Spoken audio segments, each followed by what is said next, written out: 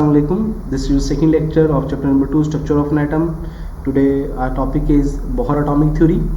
In previous lecture we discussed about the Rutherford atomic contribution, and today we discuss about the defects. What are the defects in Rutherford atomic theory and how Bohr removed these defects in Bohr atomic model. So first हम देख लेते हैं, हमने last lecture में सीखा था कि Rutherford ने हमें ये बताया था कि एटम का जो इंटरनल पार्ट है वो न्यूक्लियस कहलाता है, न्यूक्लियस की डिस्कवरी हुई, और साथ में हमें ये भी बताया कि एटम का जो ज़्यादातर हिस्सा है वो खाली है। और जो तीसरी बात हमें ये बताई थी हमें कि इलेक्ट्रोस्टैटिक रिपल्शन होती है, क्योंकि एटम के अंदर कुछ ऐसा पॉजिटिव चार्ज है जो अल्फा पार्टिकल्स को डिफ्लेक्ट कर रहा है। लेकिन यहाँ पर जो रदरफोर्ड जिस बात को एक्सप्लेन नहीं कर पाया था वो था स्पेक्ट्रम, और दूसरा ये कि इलेक्ट्रॉन जो एनर्जी एमिट करते हैं, तो वही हम देखेंगे। Classical physics that the electron being charge particle, अगर इलेक्ट्रॉन चार्ज पार्टिकल है, will emit energy continuously while revolving around the nucleus, जब वो न्यूक्लियस के इधर रिवॉल्व करेगा तो अपनी एनर्जी को कॉन्टिन्यूसली एमिट करेगा। Thus the orbit of revolving electron becomes smaller and smaller until it would collapse, it would fall into the nucleus, this would collapse atomic structure। अगर ऐसा होगा तो होना तो ये चाहिए कि एटम जैसे जैसे वो उसके गिर्द रिवॉल्व करेगा तो आहिस्ता आहिस्ता उसकी एनर्जी डिक्रीज होती जाएगी, और एक वक्त ऐसा आएगा कि न्यूक्लियस के अंदर ही गिरकर एटॉमिक स्ट्रक्चर खत्म हो जाएगा।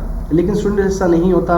ये बात जो थी रदरफोर्ड इसको एक्सप्लेन नहीं कर पाया था कि एटम जो है वो कॉन्टिन्यूस स्पेक्ट्रम नहीं बनाता बल्कि लाइन स्पेक्ट्रम बनाता है। इफ रिवॉल्विंग इलेक्ट्रॉन मिट energy continuously it should form a continuous spectrum. उसे कॉन्टिन्यूस स्पेक्ट्रम बनाना चाहिए, लेकिन वो क्या है, लाइन स्पेक्ट्रम बना रहा है, तो ये थोड़ा सा क्लैश था।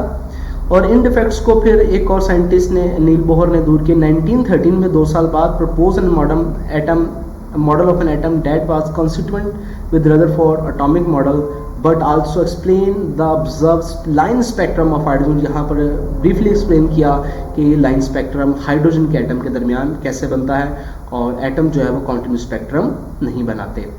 स्टूडेंट्स इसके जो मेन postulates है वो भी हम आपके साथ डिस्कस कर लेते हैं। The first one is atom। The electron in atom revolve around the nucleus in one of the circular orbit. Each orbit has fixed energy, so each orbit is also called energy level। So पहली बात उसने ये बताई, और सबसे अच्छी बात यही थी इस मॉडल की कि इसने ये यहाँ पर ही ये कन्फ्यूजन दूर कर दी कि इलेक्ट्रॉन जो है न्यूक्लियस के एक स्पेसिफिक पाथ में घूमते हैं, उस पाथ को शेल या ऑर्बिट कहते हैं, और उस शेल या ऑर्बिट की अपनी स्पेसिफिक एनर्जी होती है जिसे एनर्जी लेवल भी कहा जाता है, और इस एनर्जी लेवल को जो है वो मेंटेन करते हैं। इस सूरत में ना वो एनर्जी रेडिएट करते हैं और ना वो एनर्जी अब्जॉर्ब करते हैं। The energy of the electron is in orbit proportional to its distance, और ये इसके डिस्टेंस से प्रोपोर्शनल होती है। The further the electron from the nucleus, जैसे जैसे न्यूक्लियस से इलेक्ट्रॉन का फासला बढ़ेगा, the more energy it has, उसमें एनर्जी भी बढ़ेगी। ये था दूसरा हमारे पास पॉस्टुलेट। थर्ड वन में मैं ये बताता है electron revolve in those orbit which angular momentum of the electron revolves around integral multiple by h by 2 pi where h is Planck constant. और यहाँ पर हमें ये बताया कि इलेक्ट्रॉन जो है वो एंगुलर मोमेंटम करेगा, रिवॉल्व इलेक्ट्रॉन जो है एंगुलर मोमेंटम करेंगे उन ऑर्बिट्स में जिनका इंटीग्रल मल्टीपल जो होगा वो 2/h के इक्वल होगा। और साथ में हमें ये भी बताया कि light is absorb when electron jumps into a higher energy orbit.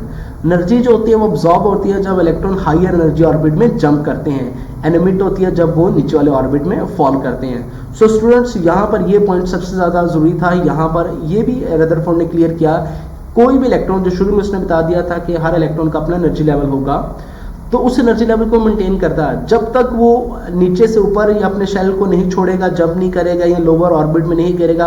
अगर ऊपर जाएगा तो एनर्जी जो होगी हमारे पास मिट करेगा, मिट खारिज करेगा तो फिर जाएगा। अगर नीचे गिरेगा तो एनर्जी जो होगा हमारे पास, ऊपर जाएगा तो एनर्जी जो होगा हमारे पास अब्जॉर्व करेगा, नीचे तो एनर्जी मिट करेगा। लेकिन अगर अपने ही ऑर्बिट में रहता है तो वो कोई energy does not radiate energy, कोई एनर्जी खारिज नहीं करेगा। अगर खारिज नहीं करेगा तो डेफिनेटली वो जो हमारे पास लाइन स्पेक्ट्रम रहेगा, ना कि continuous spectrum. The energy of light emitted is actually equal to difference between the energies, जो कि एनर्जी डिफरेंस इक्वल होता है, जिससे हम delta E is equal to E2 minus E1 कहेंगे। स्टूडेंट्स ये थे हमारे पास बोहर एटॉमिक थ्योरी का पॉस्टुलेट, जिसमें बोहर ने जो रदरफोर्ड के डिफेक्ट्स उनको दूर किया। पहला डिफेक्ट ये था कि एटम जो है वो क्लासिकल फिजिक्स के तहत एनर्जी रेडिएट करेगा, वो भी यहाँ पर बताया कि इलेक्ट्रॉन एनर्जी रेडिएट नहीं करेगा, क्योंकि जब अपने ऑर्बिट में होगा तो वो फिक्स एनर्जी लेवल पे होगा। और दूसरा ये था कि एटम जो है वो उसको कॉन्टिन्यूस स्पेक्ट्रम बनाना चाहिए अकॉर्डिंग टू रदरफोर्ड, लेकिन वो लाइन स्पेक्ट्रम बना रहा है। तो लाइन स्पेक्ट्रम क्यों बनाएगा? लाइन स्पेक्ट्रम इसलिए बनाएगा क्योंकि जब तक वो अपने से हायर ऑर्बिट में नहीं जाएगा या अपने से लोअर ऑर्बिट में जाएगा तब तक कोई एनर्जी रेडिएट नहीं करेगा। Thank you so much.